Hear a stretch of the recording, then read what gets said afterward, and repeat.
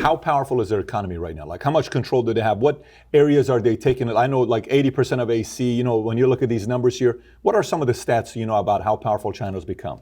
You mean in terms of? Economy, manufacturing, production, what they're building, steel, phones, shoes.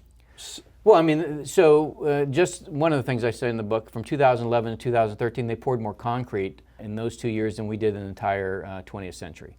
It's very important for you to state this one more time. They did more in 2 years of pouring concrete, I remember the stat, than U.S. did in 114 years. Yes. Is that a factual statement? That's a factual statement.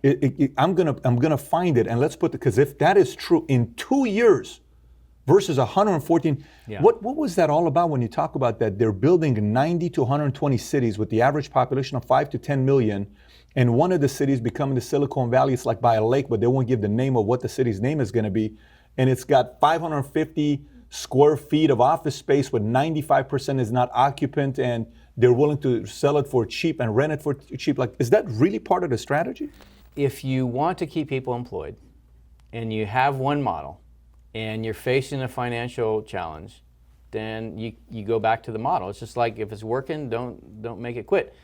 The problem that they run into is, can they get the raw materials and the energy and the food to actually sustain that? And what they've needed to do that is to get U.S. dollars, and we've enabled them through our trading relationship with them to do that. Recently with the tariffs, they've had to dip into the capital markets and get through MSCI, get money from our retirement funds.